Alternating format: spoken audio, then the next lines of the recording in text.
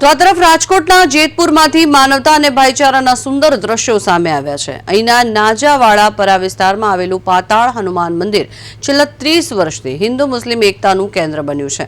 પાતાળ Hanuman group દ્વારા આયોજિત આ જન્મોત્સવમાં બંને સમાજના લોકો ખભે ખભા મિલાવી દાદાની સેવા કરે છે અને કોમી એકતાનો મજબૂત સંદેશો પાઠવે છે।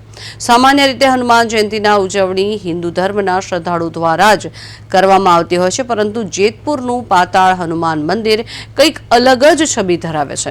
અહીંના સ્થાનિક રહેવાસીઓ જણાવે છે કે આ વિસ્તારમાં હિન્દુ અને મુસ્લિમ બંને સમાજના પરિવારો વર્ષોથી સાથે રહે છે અને મુસ્લિમ બિરાદરોએ પણ હિન્દુ ભાઈઓ સાથે મળીને દાદાની આરતી ઉતારી અને વ્યવસ્થા જાળવવામાં મદદ કરી।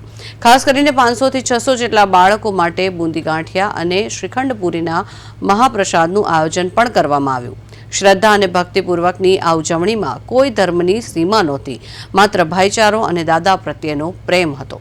જેતપુરના આ નાના એવા વિસ્તારમાં જે પ્રકારે કોમી એકતાના દર્શન થયા છે તે વર્તમાન સમયમાં સમગ્ર સમાજ માટે એક દિશા સૂચક ઉદાહરણ પૂરું પાડે છે। અમે અહીંયા 30 થી 35 વર્ષથી હનુમાન જયંતિ ઉત્સવ ઉજવવામાં આવે છે। તેમાં શ્રીખંડ, પૂરી, દાળ ભાત, પાપડ આવી પ્રસાદીઓ રાખવામાં આવે છે અને અમે હિન્દુ મુસ્લિમ એકતા ભાઈચારા જોવા મળે છે। અહીંયા અમે 30 થી 35 વર્ષથી ઉજવીએ છીએ અને આગળ ભવિષ્યમાં પણ હનુમાન જયંતિ ઉજવવામાં આવશે। પાતાળ હનુમાન ગ્રુપ હિન્દુ મુસ્લિમ એકતા બની અને હનુમાન જન્મ ઉત્સવ ઉજવે છીએ। આજે 30 થી 35 વર્ષ થઈ ગયા છે અને હજી અમે દાદા હનુમાન પાસે પ્રાર્થના કરી છે કે આ ગ્રુપ એમનેમ રહે અને અમે હનુમાન જન્મ ઉત્સવ ઉજવીએ।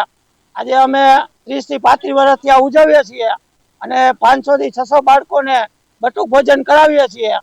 એવી દાદાભાઈએ પ્રાર્થના કરી છે કે આ જીવી ત્યાં સુધી આ પરંપરા ચાલુ રહે।